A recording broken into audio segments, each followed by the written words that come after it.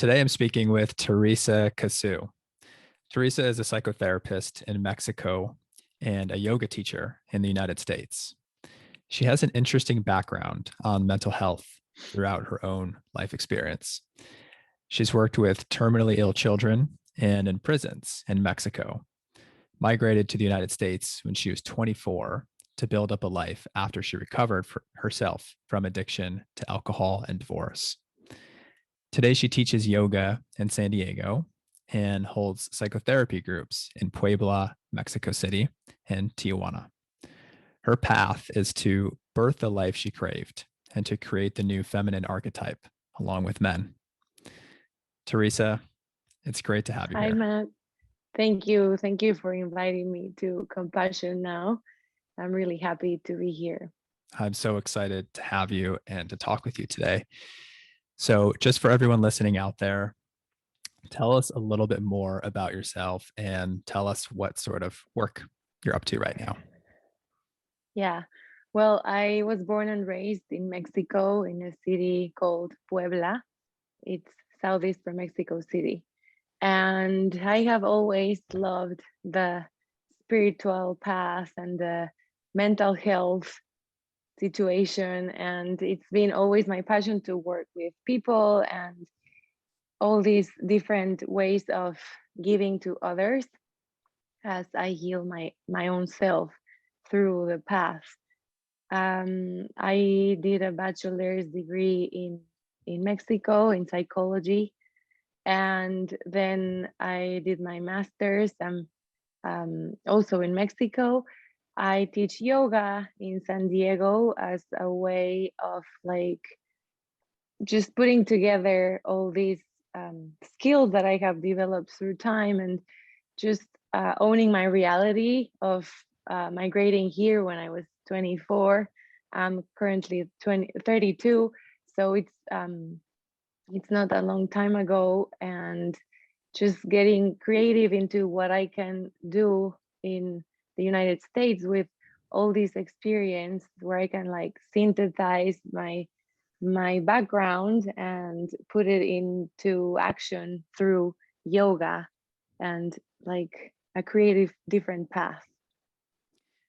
Well, it's really beautiful how you've synthesized these things. And there are parallels there between your work as a yoga therapist and as a psychotherapist, and also parallels, it sounds like, with your own healing journey as well. Yeah. I didn't mention my healing journey, and it's also really nice to be able to be humble enough to acknowledge that we also go through rough times and we also need to figure out our own mental health. And a lot of people think that since I am a yoga teacher or a therapist, I was not struggling with my own issues or my own trauma or my own situations. And it has been really a gift to own that aspect of myself and to open it up so I can like be vulnerable and invite other people to do the same, always through a compassion lens and through uh, like an intention of healing others through our own experience.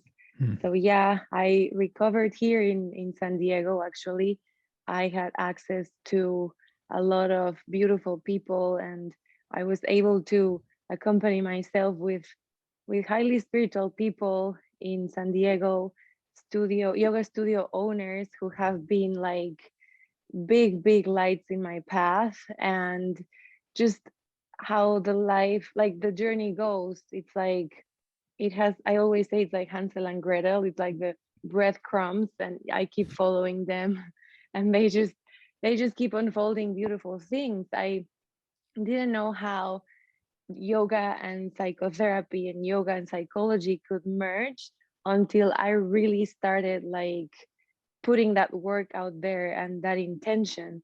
And it really works because it's like a very beautiful merging of all the worlds, the Western and the Eastern. And it's like it's a jewel if we really explore these two options together. So it's been a gift.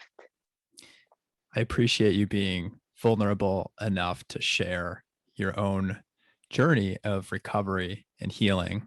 And it does seem as though there's something about teachers who are teaching any sort of healing profession where we've been through that process on our own. And usually that makes us a stronger teacher. And so I'm wondering kind of, sometimes we might encounter teachers, whether they're yoga teachers or spiritual teachers. Um, and a lot of times I think we bring our own projections onto these individuals. And I'm wondering if you've encountered that in the circles that you've been teaching Oh my in gosh. or people that you've been around, and your thoughts on that. Yes. Yes. It's been, again, this is my personal experience and my own judgment and my own humanness speaking, but it has definitely been a very deep and rough experience at times, because there is this very thin line between spiritual bypassing and like just knowing that things are as they are and we need to do something about it, like spiritual bypassing and spiritual activism.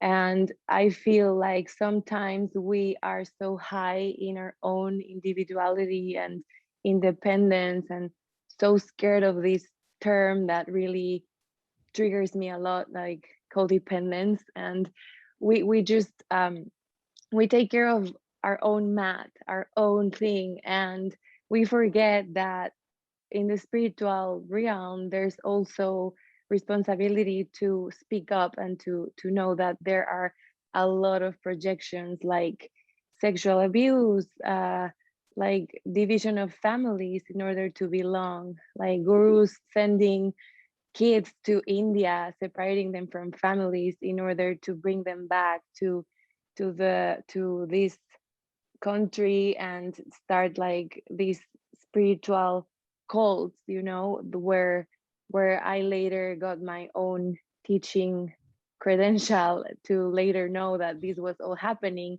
And it has been really an eye opener, and it's not new to me, to be honest. I went through this with religion as well, and it's always a nice reminder and refresher to know that we're all humans, and that even if we are in a yoga room, we're yoga teachers, we own a dark side, and we have to own that in order to stop projecting our own needs to other people. And it's a very fine line, and it's always very scary to me, to be honest, because I don't know where I am sometimes, where I'm projecting my own needs when I'm teaching or when I'm holding space for therapy, and where like I'm really genuinely trying to just hold space. And I feel like one of the biggest solutions for me as a yoga teacher is my own therapeutic process and my own supervision and my own recovery, getting together with people that know me from my darkness and my light, so that I can get a good reminder of my own humility and my own lacks and mistakes, so that I can really reconnect and get plugged in, like into compassion again, and start looking at all these mistakes through love instead of anger or rage. And it's Hmm. pretty beautiful, but it's not easy. Hmm.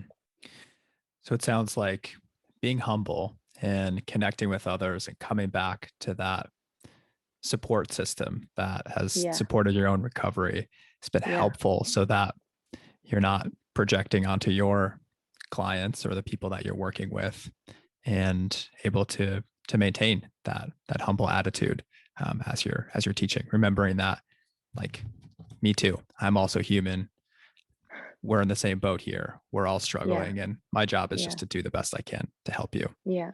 Yeah. Yeah. I agree. And it's just it's not well seen when we break in a million pieces, and it's like it's not easy to be broken, but then when we really do it, it's very very fulfilling to see other broken humans join your cause, and how how scary it was to me to admit things that I did wrong, because I was sitting on this like power and control chair, in a way. I was like, I own the degree, I have the hours of teaching, and but then I couldn't see my own brokenness, and I was really losing half of my talent, because I couldn't see that. It's like a very cliche phrase, but from darkness comes the light, and from these broken wounds,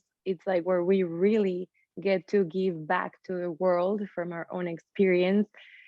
But it's not an easy journey. A lot of shame is there, and it's still there.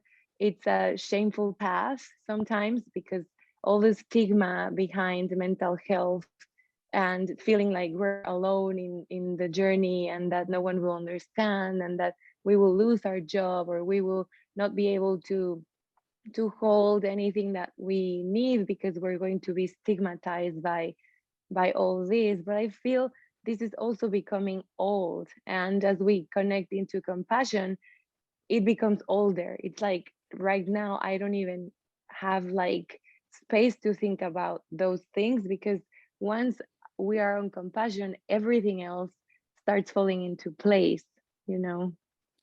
The compassionate perspective helps to remind us all the time that we're just as human as anyone else. And Yeah. yeah. So, I think what you're talking about today is compounded by kind of social media and the way that we might have to present ourselves publicly to other people, especially if we are some sort of teacher, or public figure. And I'm wondering what you would say or what advice you might have to someone who finds themselves in a similar position where they came to their work through their own darkness. And that's how all of us arrive here. Yeah. But because of our image on social media and in the public, we might find ourselves losing touch with that. And we might start really buying into the story that we're kind of portraying to other people. And how can we maintain that compassion for ourselves, That's a and for other beautiful people? question. I ask that question to myself so many times. I keep asking it when I doubt myself, when I'm like, oh, and I shouldn't be doing this. But this came to me just right now. It's like there's always a soul seeking for your inner guru, I feel like these marketing strategies to make us feel like we're not enough, and create all this codependency into accumulating hours to become something. It's very painful, and it hurts a lot of people, because we are already enough, and there's already a teacher within each one of us that just needs to come out. And if we keep like putting people in this box, like you need to wear this in order to be a yogi, you need to eat that to be a spiritual teacher, you need to like, even you need to stop drinking, like maybe my path is sobriety, but maybe someone else uses, I don't know, medicinal plants, or like, I don't know, like all these different approaches to spirituality.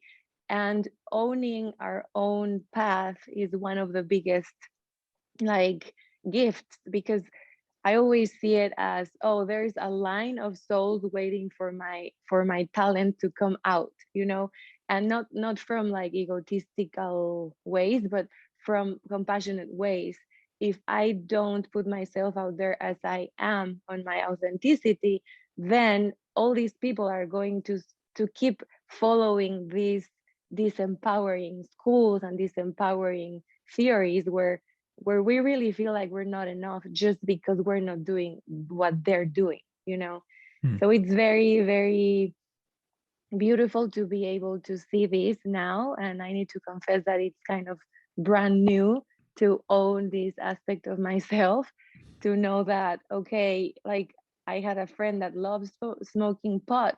And we went through this compassionate journey where it's like, okay, so you help people through pot, and I help people through sobriety, and we're both helping people, like I don't mean to pull people into my ideas, because that's not what a guide does. It's mostly like pushing people or helping people, encouraging people to become their own self, and their authentic self is meant to do something for the world. So that's what I have learned so far. Hmm. Hmm. That's really beautiful. You said that people are already enough. Tell me more about what you mean by that. Well, I think that this transactional instead of relational approaches are just perpetuating a lot of pain and a lot of not being enough as human beings. And even the mental health system is sometimes, and not everyone, but a lot of times, it's just creating this separation between sickness and health, and like, I don't know, disease with no, like, like all this division where we really feel like we're not enough, and we are enough. And again, it's on our own ways. When we're on our own authenticity, then we're enough, because that's what we're meant to be. Each soul, I truly believe that each soul is born or comes back to earth to keep going with their own mission. And we cannot interrupt a soul's mission, because it's just so powerful already, that even if we try too hard, that soul will break in a million pieces to again find its path. And I Hmm. feel like the dark night of the soul is one of the biggest things to go back into the path. So it's I don't know if I'm making sense, but being enough is already there. And if you don't believe in that, and we don't believe in that, the soul will make sure that we remember that, because it will not allow us to believe that we're not there. I hope I'm Mhm. making sense. You are making sense. And Yeah. I think it's just, it's just so, it really just turns everything on its head. I mean, you're talking about coming back here to this world in a body in order to realize that we're already enough. And we're finding ourselves striving to be more, to be something other than what we are. And I think what I hear you saying is that really our mission is to find that most authentic self and just to be that. We don't have to be anything other than that. And there are, Yeah. as you said, souls in line waiting for you to be that specific thing, who are waiting to resonate with that specific thing that you bring to the world. Yeah. And it's scary, and it gets lonely as well. I have had to step out of different places, where different communities where it's nice to feel like we belong until we stop belonging. It's like, oh, yeah, but that's not what my soul needs right now.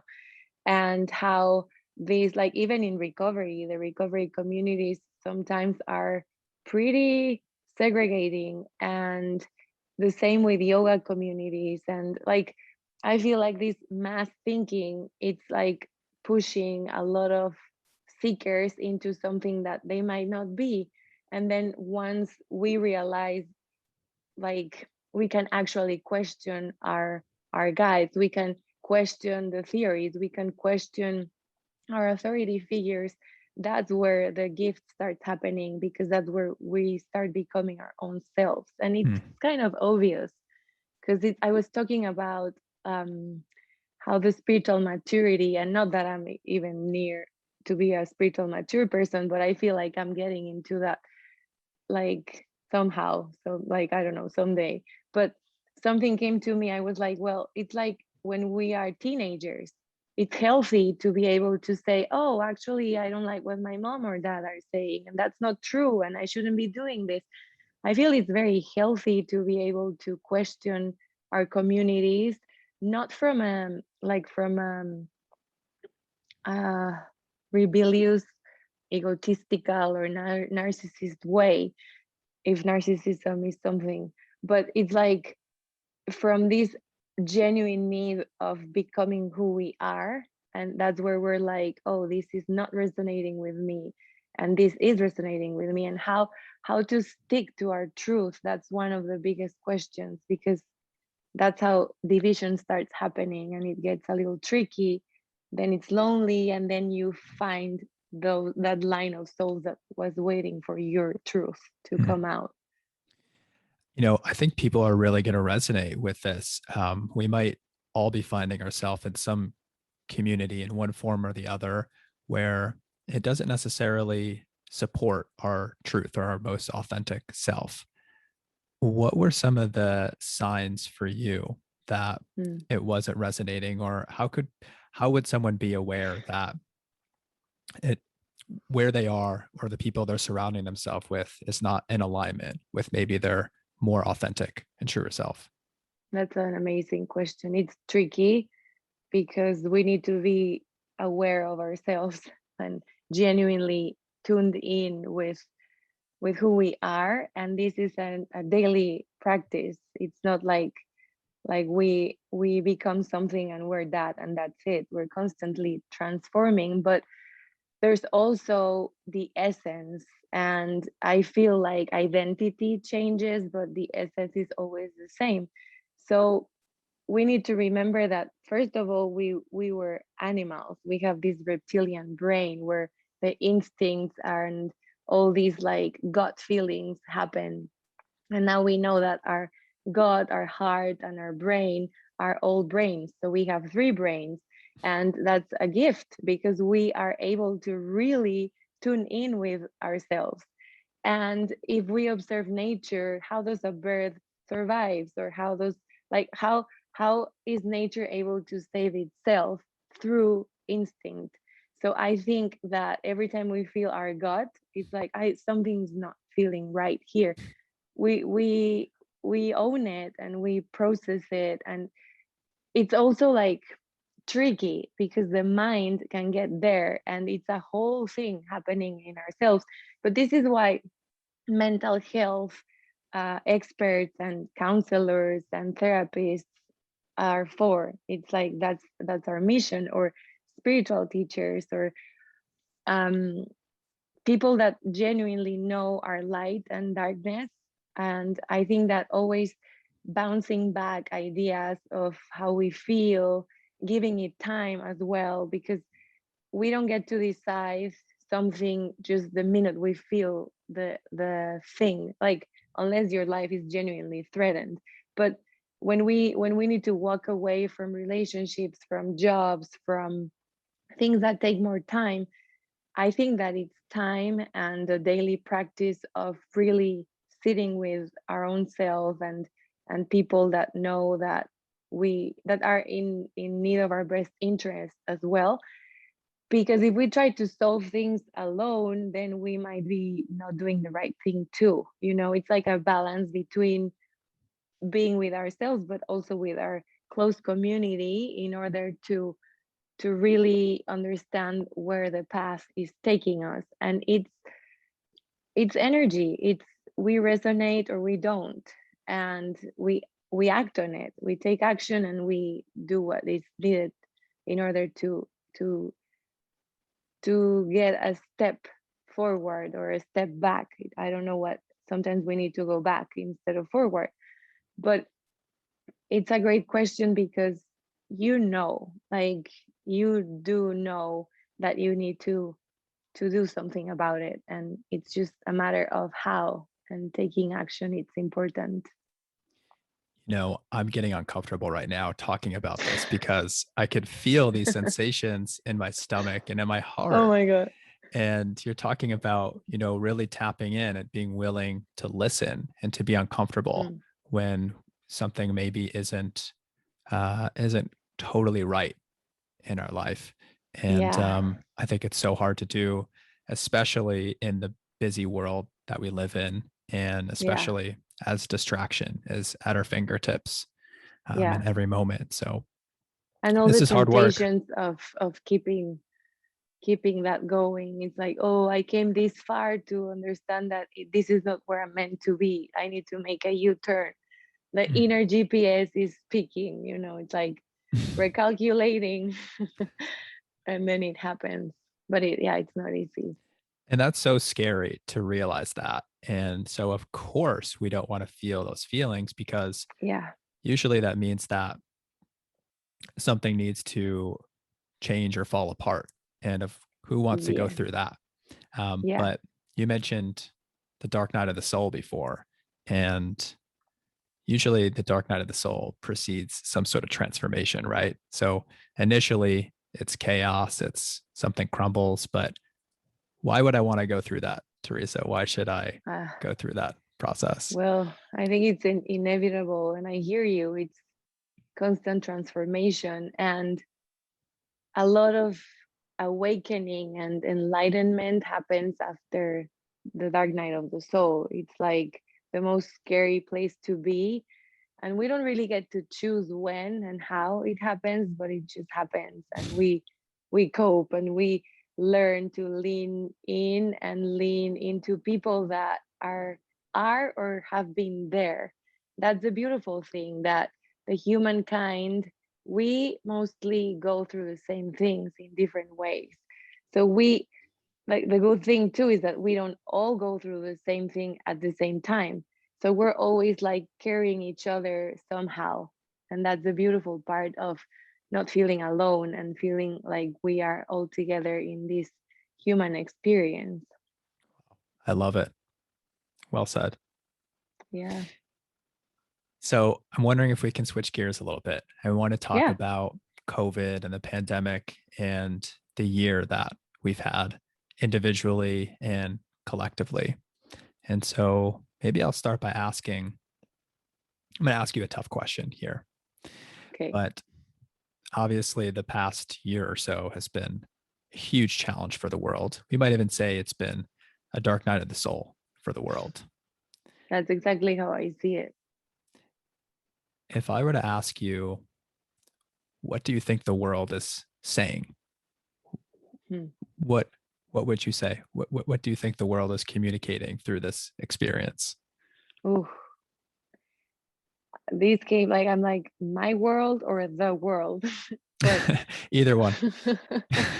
well, I think that when this all started, I remember that I was ready to get into my cave. I was like, okay, it's caveman times. And what does that mean? Okay, survival skills, coping skills, community, like being there for others. But what if it hits me? Am I ready to say goodbye to the world? What do I really want in life? Is this really important?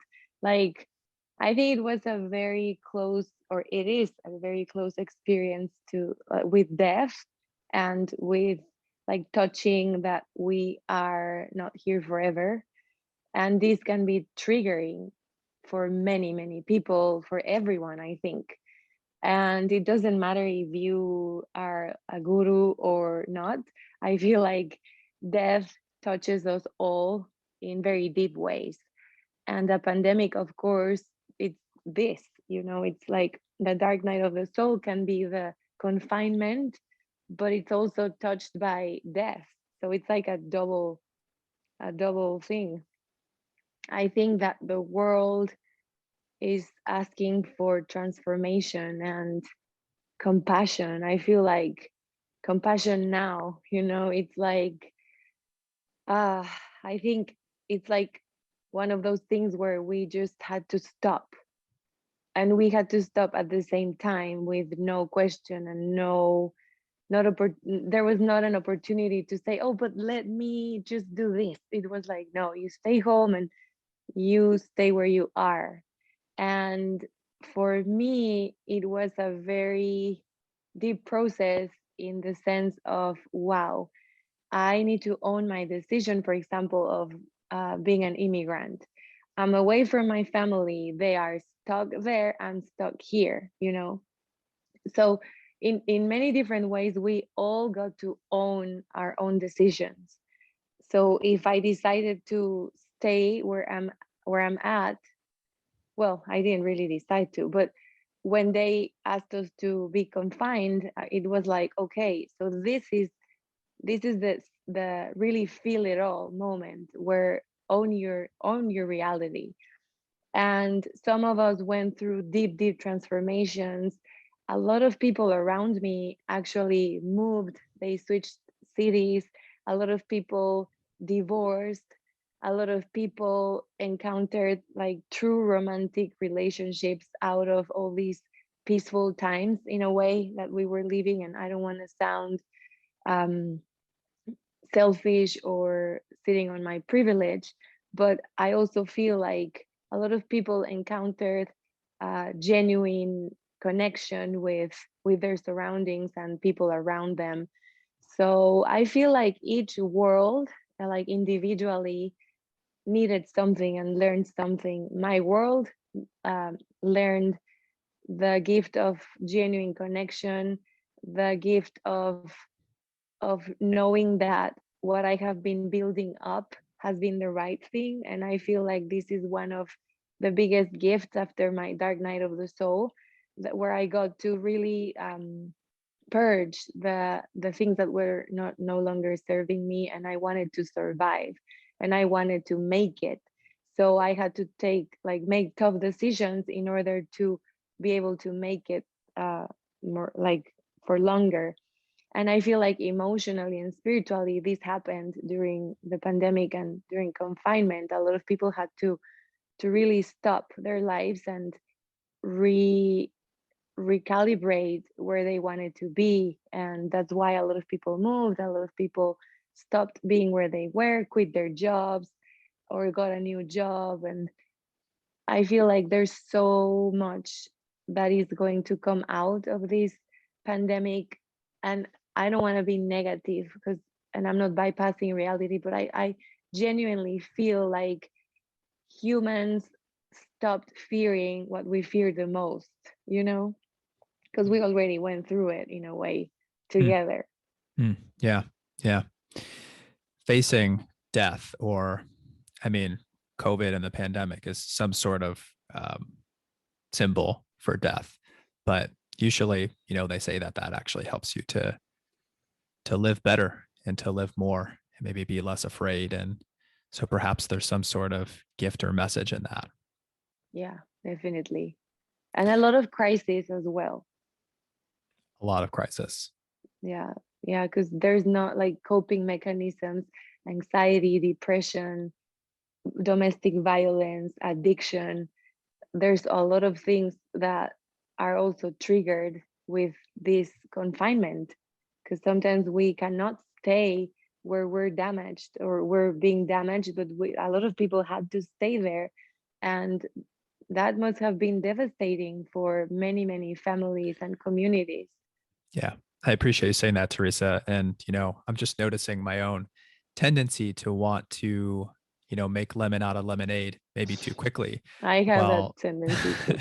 So I was like, wait, but I also need to name this because it's a truth. it is the truth. So, um, how has this experience been for you? How have you adapted your life to these changes? And yeah, tell us a little bit about how you've been able to handle this last year. See, when I get moody and sad and angry and just I have experienced brand new feelings and emotions that I have never experienced before. And I don't know if they're even in books, you know. It's like, what is this new thing, you know? And it's a cocktail of everything. It's like I'm far away from my family and I'm here, and it's like these new sensations of all these people are dying, but why? Like the survivors guilt. It's like, why not me? And like, what do I need to do to give back? And all these different things that happened.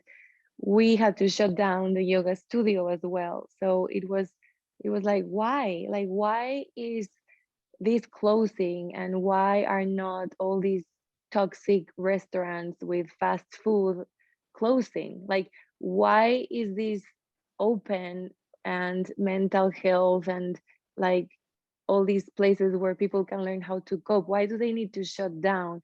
why are like all these whys. I was going through a lot of really seeing the reflection of the world, like who's shutting down first, why are they shutting down first, who gets to be out, like, you know. And it was a very, very deep experience because I got to see how the world is doing and how divided the world is as well. Because some of us have access to technology and we get to do our podcast, and I got to teach online, and my students were just coping from home through my classes and Facebook and Instagram and all that.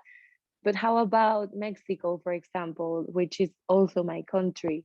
Like a lot of people have no access to water, and a lot of people have no access to internet. Like that is not even in their needs. Like the Maslow pyramid is very, very basic.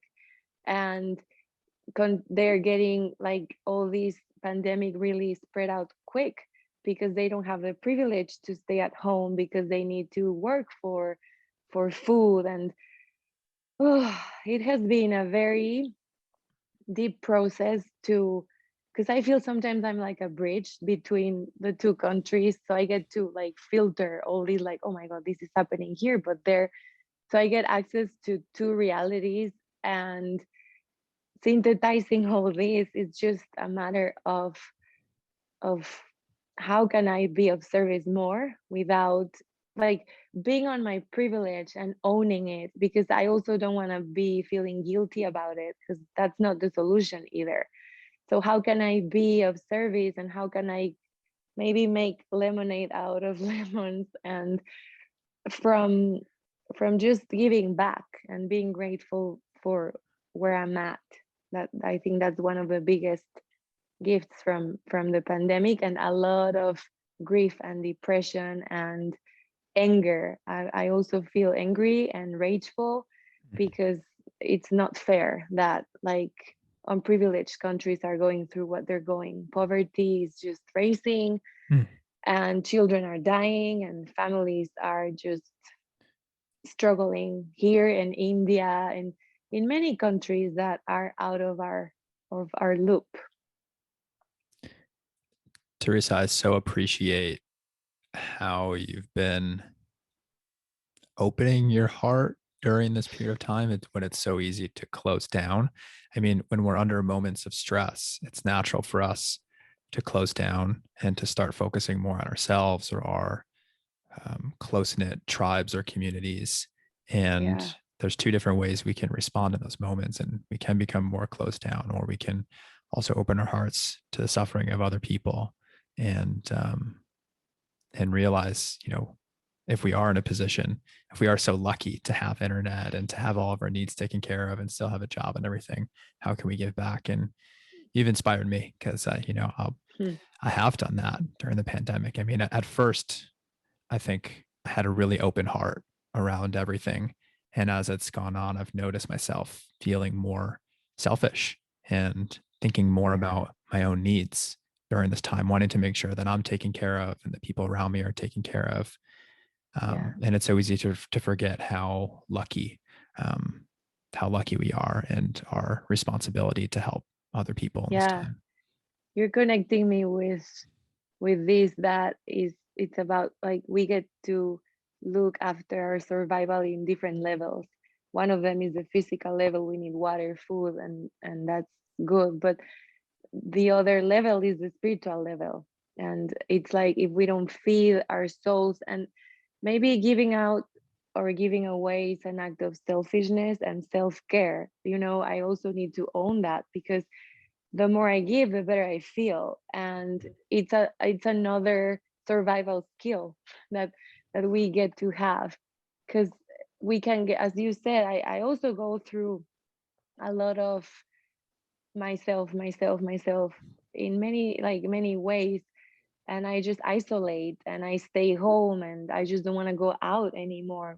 It feels threatening. But then it's like I get to see my own country, and it's just a good reminder of you're not doing so bad, like you need to do something about this. Hmm. And it's also a surviving skill to be of service. And I learned this in recovery. When we go through a lot of pain in recovery, we always get asked to be of service, to help others to recover. And that becomes the meaning of our lives, to really help others have a quality and a beautiful life. As tough as it gets, we get to be alive and we get to choose how to go through it. That's beautiful. Now, one of the things that we may have experienced over the past year, whether it has been forced upon us or by choice, is staying in more, perhaps the ability to rest and rejuvenate more if we've Mm, been so fortunate to be able to do that. Um, yeah. can you talk a little bit about that in your life and the It's, importance for you in having that yeah. recovery time? For me, it has been part of my acculturation process, because in Mexico we nap and we get breaks and we have this holy week and we just take the week off and we get to rest and we get to have very long meals and get to be with our family members and or friends, because family is not always the source of healing. But when I had to survive here by myself as an immigrant, I learned that I couldn't rest and that actually it was a privilege to do yoga.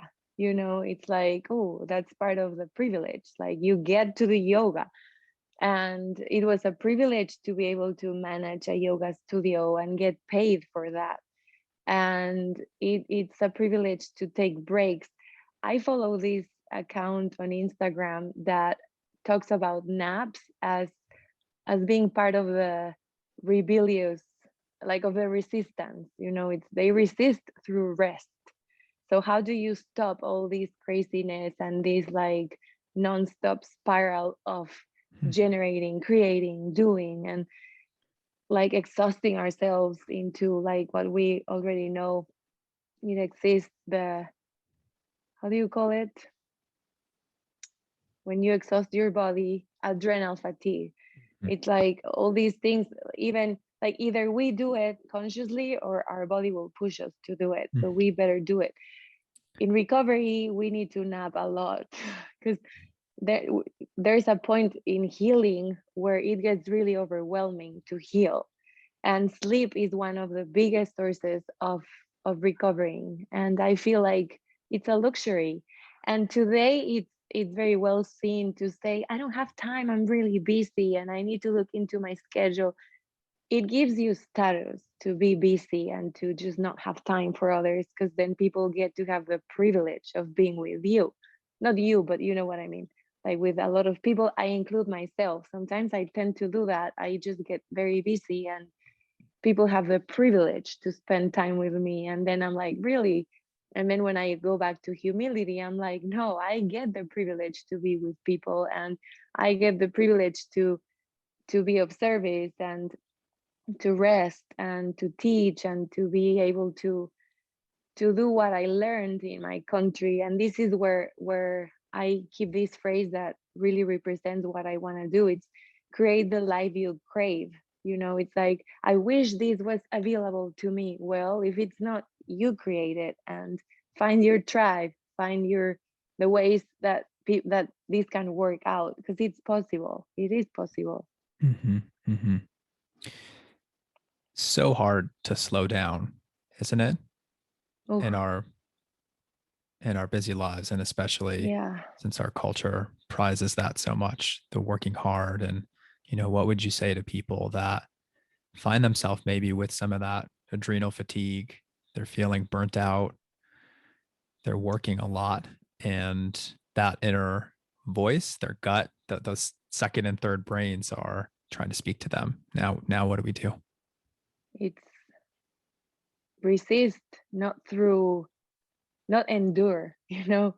And I feel like all we're all going to be on our knees many times in life, and it's okay.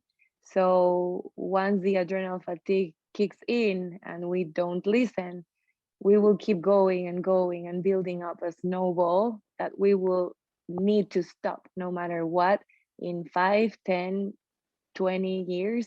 Hmm. But it will come, and we just need to listen.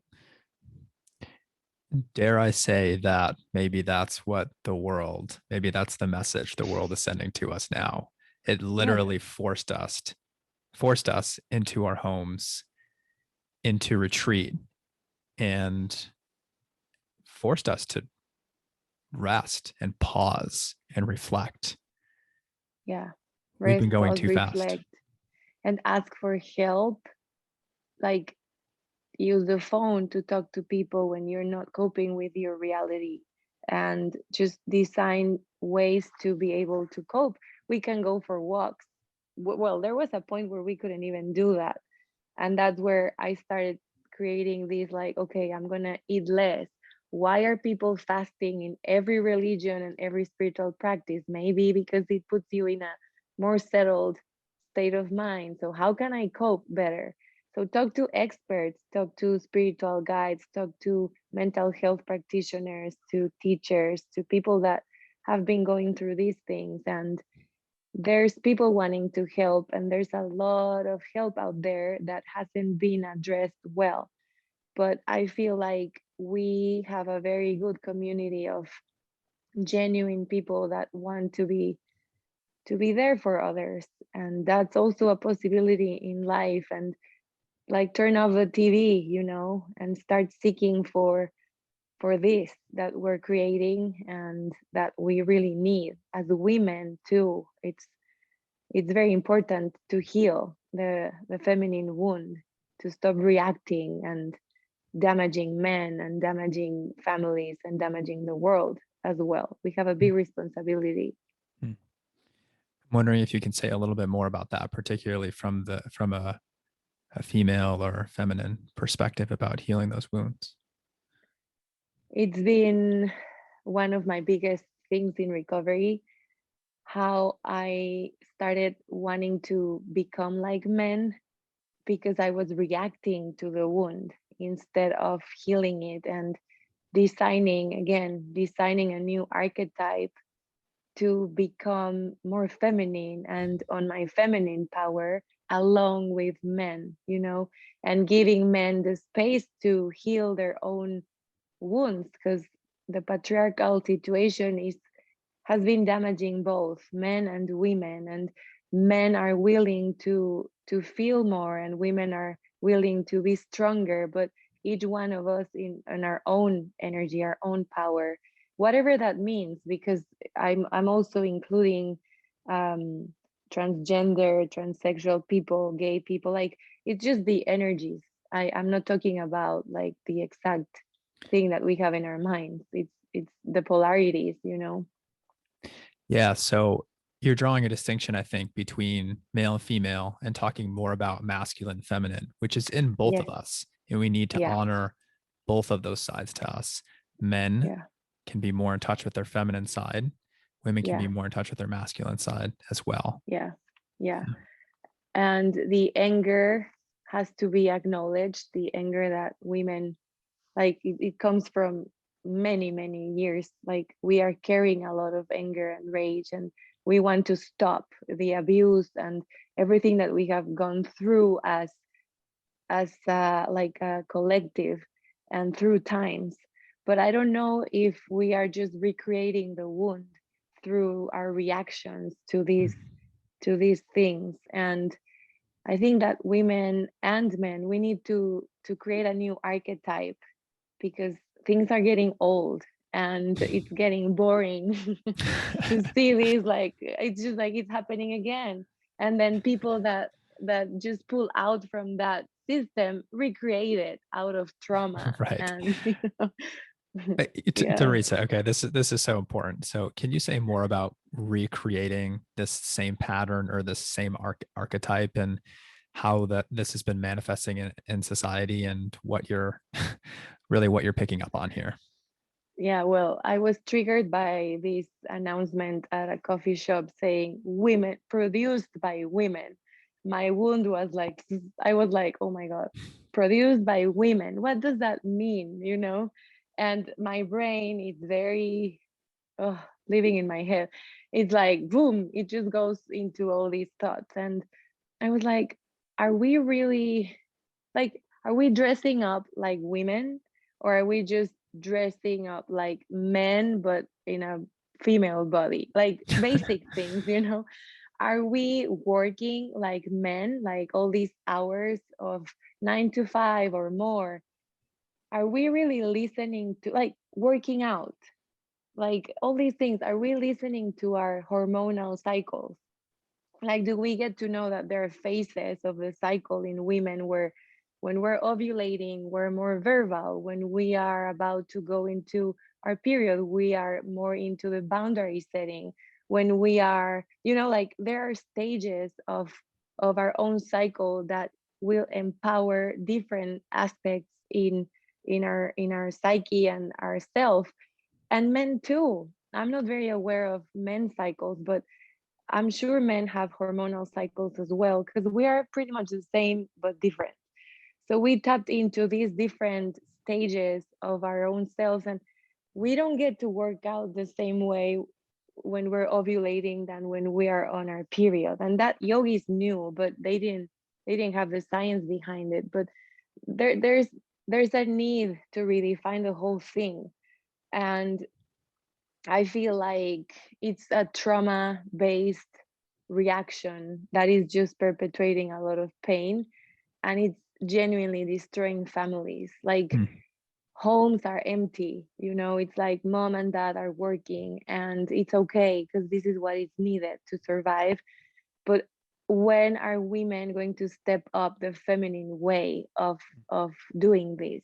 And when are men going to step up, like, their own needs, out of their own needs, their authenticity? And I feel like CEOs and creators and managers, they all have a mission to create the lives we're needing. Things are falling apart, and this is a great opportunity to create what we need, because we really can do that. Like, we need to stop complaining, oh, I wish I could rest more, I wish my company paid more. Like, we need to create the spaces that we're craving and needing to be able to keep functioning, because this is getting very overwhelming. Mm. And the pandemic taught us that too. So creating a new archetype and having society reflect that archetype versus plugging in this Yeah, masculine archetype into society and yeah, basically asking that everyone, both men and women, yeah. plug into the masculine way of doing things. Yeah, but we're constantly under a threat. So we really, like, the creative force is not, it doesn't do well under pressure, under uncertainty. And the creative force wants rest and wants to be just listened to in order to exist. But if we are constantly, like, just generating and in trauma and just, like, then we don't have access to that downloads that really happen in silence and taking breaks. Like, I'm not saying give it all up, because life keeps going, but the importance of retreats, of self-care routines, of self-love, of intimacy with a partner, stop the codependency stigma, like, just like owning that we really are interdependent beings, Mm. and that we really need to recover together. Like, we are a community of recovering people in general. So Teresa, you said something interesting that you're viewing some of this as a trauma response. And can you help us understand that? And maybe, if possible, can you explain how that might look on the individual level, and if there's any parallel there to the collective level reacting to our Yeah. own trauma? I think this will take me into working with children, because of course we have been traumatized since like we were kids or even babies or at the womb. It's all over the place.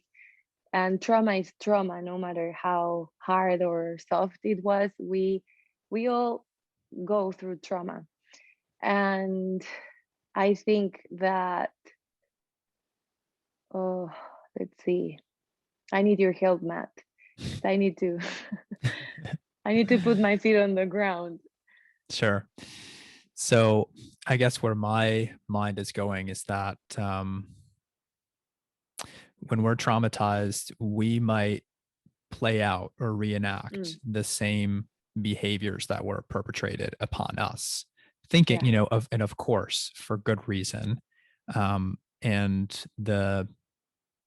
I guess the aim or the goal seems very, on the surface, it can seem very um, noble and worthwhile, and it is.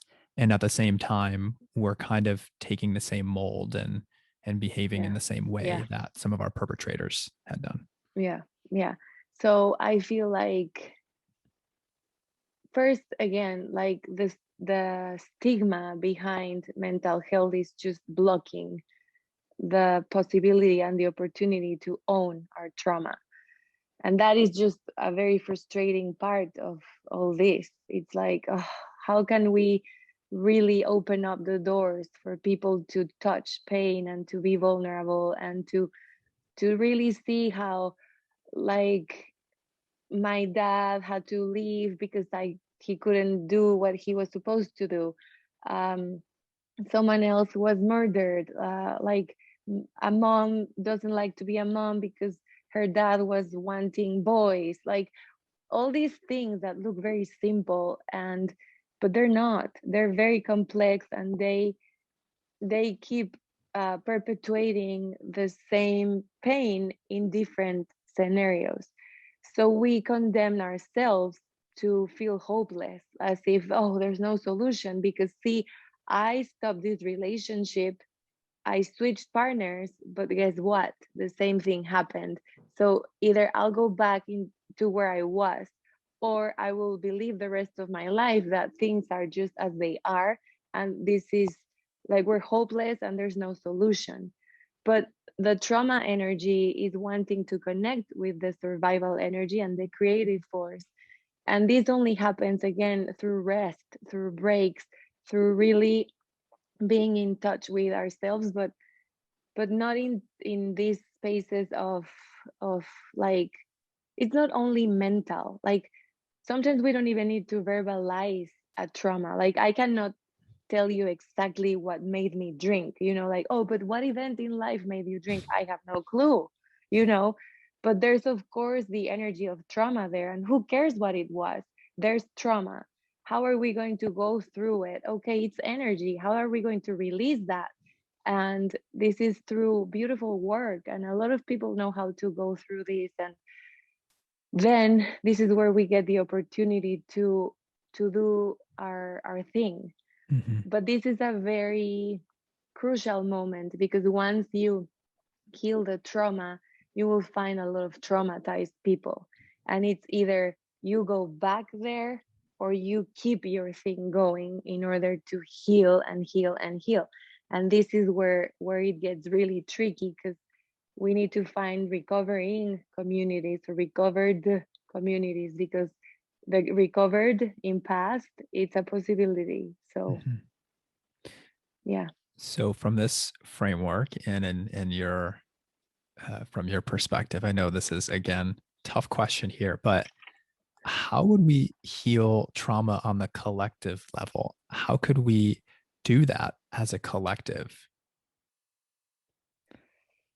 First, I think that we need to own our wounds.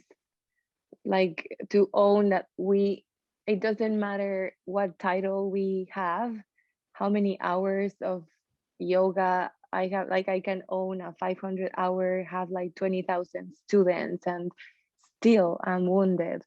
I can be a doctor, a medical doctor, and heal 20,000 people a day, and I'm wounded. Like, each one of us shares that we're all broken. Like, the brokenness of the humankind has to be acknowledged and named, and, like, just has to be present in order Yeah. to activate compassion, because separation keeps perpetrating this.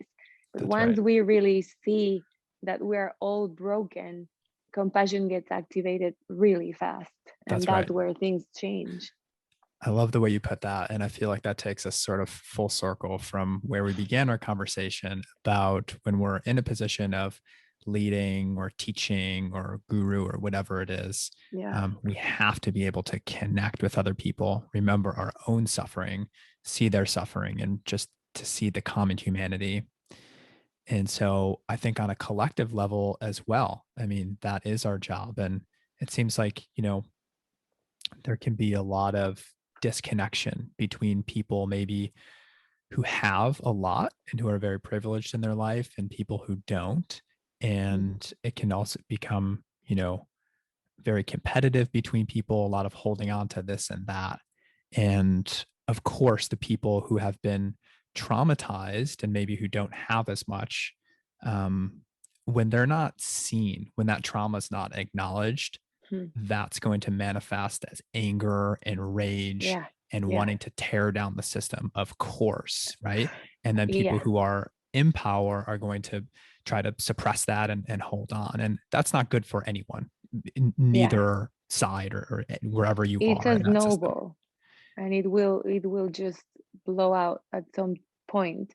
Yeah. And just remembering that it doesn't matter, like, what we all have in common is that we're all broken. you Hmm. know Hmm. that's it. It's very simple. We're all broken, and we're all wanting to find that space where we can see things differently.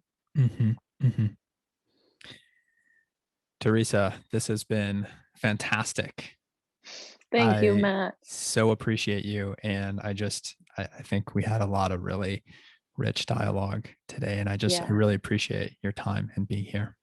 Oh, thank you so much. And I appreciate all the work you do and everything you have been doing on the mental health field, and all the mission you really have been just creating and putting out there. And, like, it's beautiful and very inspiring to be working with you in different ways, and to see how big this is becoming, and how on time the compassion now is just happening.